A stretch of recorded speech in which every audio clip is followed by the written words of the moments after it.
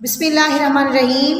حدیث نبوی صلی اللہ علیہ وآلہ وسلم ہے، لو کان بعدی نبیشن لکان عمرا، اگر میرے بعد کوئی نبی ہوتا تو وہ عمر ہوتا۔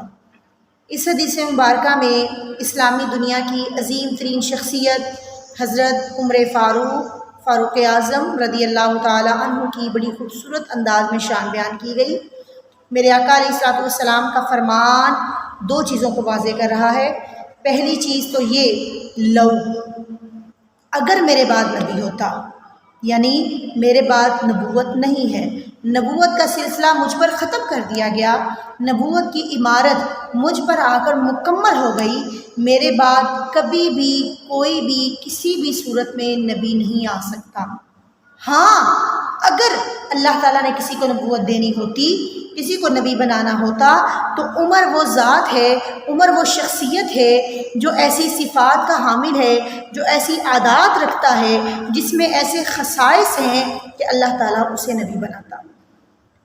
آپ علیہ السلام کے فرمان کی تائید اس بات سے بھی ہو رہی ہے کہ حضرت عمر فاروق رضی اللہ تعالی عنہ جب کسی بھی معاملہ میں کوئی مشورہ دیتے، کوئی خاص بات کہتے، تو اللہ تعالیٰ اسے باقاعدہ قرآن کریم کی آیت بنا دیتا۔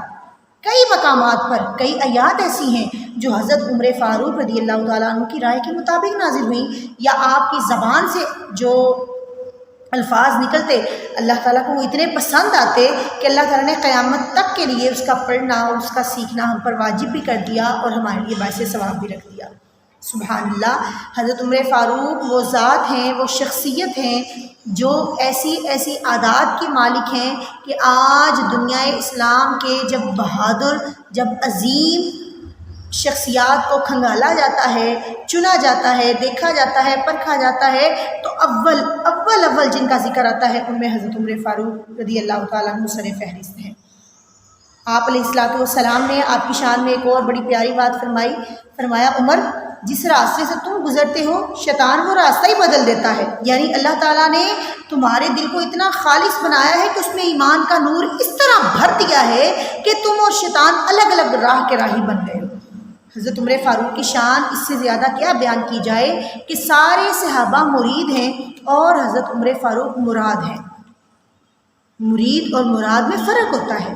مرید وہ ہوتا ہے جو خود چل کے آتا ہے، اور مراد وہ ہوتا ہے جسے اللہ تعالیٰ سے مانگ کے لیا جاتا ہے۔ سارے صحابہ خود چل کے آئے، سارے صحابہ اپنی خواہش، اپنی مرضی سے آئے، سارے صحابہ مرید بن کے آئے، لیکن میرے عمر فاروق رضی اللہ تعالیٰ عنہ کی شان یہ ہے کہ اللہ کے آخری نبی، اللہ تعالیٰ کے پیارے محبوب نبی مکرم صلی اللہ علیہ وآلہ وسلم اپنی دعاؤں میں عمر بن خطاب کا مطالبہ کیا کرتے، اللہ سے عرض کیا کرتے، یا اللہ مجھے عمر عطا فرما دے، مجھے عمر عطا فرما دے۔ جب آپ علیہ السلام کی بارگاہ میں حضرت عمر فاروق نے کلمہ پڑھا تو کلمہ پڑھنے کے بعد پہلا سوال کیا، آقا کیا آپ سچے نبی ہیں؟ میرے نبی نے فرمایا ہاں۔ تمہیں ابھی بھی کوئی شک ہے؟ کہنے لگے شک نہیں، میں صرف پوچھ رہا ہوں کیا آپ کا دین سچا ہے؟ فرمایا ہاں۔ آپ کی نبوت سچی ہے؟ فرمایا ہاں۔ تو عرض کرنے لگے یا رسول اللہ پھر یہاں چھپ کے نماز کیوں پڑھ رہے ہیں؟ یہاں چھپ کے اللہ کی عبادت کیوں؟ جب آپ سچے ہیں تو پھر ببانگے دہل، بلند آواز سے چیخ کے لوگوں کے سامنے برملا اظہار کیجئے، برملا انہیں بتائیے کہ میں سچا نبی ہوں، سچا دین لے کر آیا ہوں، سچی کتاب لے کر آیا ہوں۔ آئیے آج جا کر بیت اللہ کے صحن میں، خانہ کعبہ کی سائے میں اللہ کی عبادت کرتے ہیں، نماز پڑھتے ہیں، ببانگے دہل اعلان کرتے ہیں کہ بھائی ہمارا دین بھی سچا ہے، ہمارے نبی بھی سچے ہیں، اور ہمارا قرآن، ہماری اللہ کی کتاب بھی سچی ہے۔ میرے آقا علیہ السلام چل پڑے۔ دو صفیں تھی، پہلی صف میں حضرت امیر حمزہ حضور صلی اللہ علیہ وسلم کے چچا، اور دوسری صف میں حضرت عمر فاروق ہیں۔ سبحان اللہ۔ وہاں اعلان ہوتا ہے آج اگر کسی نے اپنی بیوی کو بیوہ کرنا ہو، اپنے بچوں کو یتیم کرنا ہو، تو عمر فاروق کو خانہ کعبہ کے صحن میں، خانہ کعبہ کے سائے میں، بیت اللہ کے سائے میں نماز پڑھنے سے روک کے دکھائے۔ اللہ اکبر۔ پھر کیا ہوتا ہے؟ عمر فاروق رضی اللہ تعالیٰ عنہ کی میت میں، میرے نبی علیہ السلام کی امامت میں، سارے مسلمان تمام کفار کے سامنے، مشرکین کے سامنے، دشمنان اسلام کے سامنے نماز ادا کرتے ہیں، اور لوگ کہتے ہیں آج اسلام غالب آ گیا۔ میرے آقا فرماتے ہیں اسی لیے تو میں عمر بن خطاب مانگتا تھا، اسی لیے تو میں نے اللہ سے عمر بن خطاب کا مطالبہ کیا تھا۔ اللہ اکبر۔ زندگیاں ختم ہوئیں اور قلم ٹوٹ گئے۔ زندگیاں ختم ہو سکتی ہیں، قلم ٹوٹ سکتے ہیں۔ حضرت عمر فاروق کے خصائص اور آپ کی خصوصیات کا اس طرح ذکر نہیں کیا جا سکتا جس طرح اللہ تعالیٰ نے آپ کو متصف فرمایا تھا۔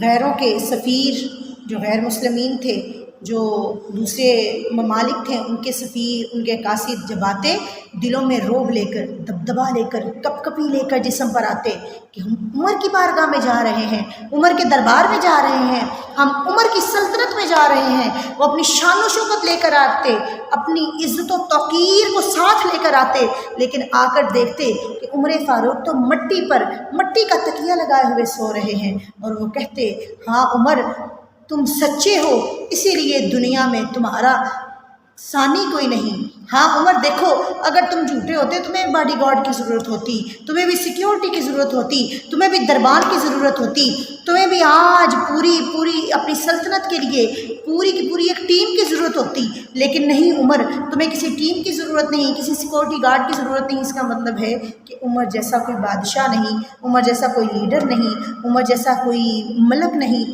اللہ اکبر۔ عمر